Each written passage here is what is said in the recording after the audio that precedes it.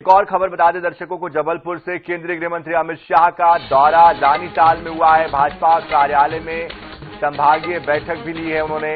महाकौशल के 38 सीटों पर मंथन किया है। 51% वोट लेने का मंत्र कार्यकर्ताओं को दिया है। महाकौशल के आदिवासी सीटों पर विचार हुआ है। गिले शिकवे भुलाकर काम करने की नसीहत उन्होंने कार्यकर्ताओं को दी है। उन्हें बताया है कि किस तरह से एक परिवार की तरह उन्हें काम करना है।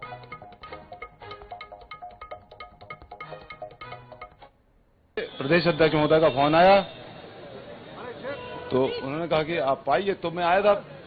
तो और चूंकि बैठक जो थी क्राइटेरिया मैं नहीं आता, तो मैं जो कार्यालय आना नहीं था, चूंकि बुलाएगा तो आया। और अमित शाह जी से बैठ होना थी, उसमें करके मैं आपको लगा जैसे मैं गुस्सा हूं, मैं कुछ बोला हो, एक शब्द नहीं बोला मैंने। आपसे भी बात हो चुकी एक बार। तो संजय साहू भी लगातार हमारे साथ बने हुए हैं। संजय, अमित शाह खुद आए हैं, रूठों को मनाने की भी कोशिश हुई है। ऐसे में कौन सी वो बात उन्होंने कही कि जो रूठे हुए हैं वो भी मान गए हैं, या वाकई में माने हैं कि नहीं माने हैं, ये अब तक स्पष्ट नहीं हो पाया। किस तरह की बातचीत हुई, इस संबंध में क्या जानकारी सामने?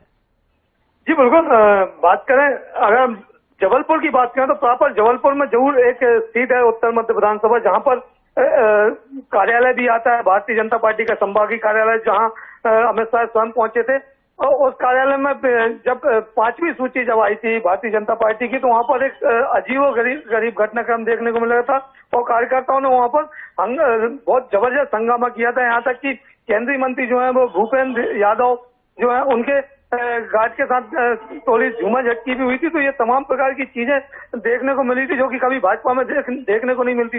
इसी को लेकर ये कहा जा रहा था कि धीरज पटेल जो है भारतीय जनता पार्टी के भारतीय जनता युवा मोर्चा के पूर्व प्रदेश अध्यक्ष, वो उनके समर्थकों द्वारा ये किया गया। तो आज धीरज पटेरिया को बुलाया गया था और उनसे बात की है।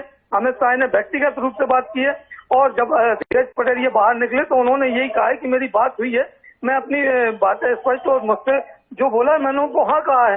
हालांकि ये चीज स्पष्ट नहीं की कि अमित शाह जी ने उनसे क्या कहा है, या धीरज पटेरिया ने ये बताने की कहीं से कहीं तक चेष्टा नहीं की कि उन्होंने हमसे क्या बोला है। तो ये तमाम प्रकार की चीजें, लेकिन जो कवायद थी, जो कयास लगाए जा रहे थे कि रूठों को मनाया जाएगा, वो नसीहत वो यहाँ पर देखे गए हैं। और यही कहा है कि प्रत्येक कार्यकर्ता पार्टी गाइडलाइन के हिसाब से कार्य करे, जो कार्य नहीं कर सकता है वो बाहर जा सकता है। ये जरूर सुनने में आया है और ये बात वो कह के गए हैं। तो कह सकते हैं कि बड़ा संदेश जो है उन्होंने जबलपुर से अपने कार्यकर्ताओं को दिया है कि जो कार्य नहीं कर सकते हैं और पार्टी गाइडलाइन से नहीं चल सकते हैं, वो स्पष्ट रूप से बाहर जा सकता है। ये बहुत बड़ी बात है।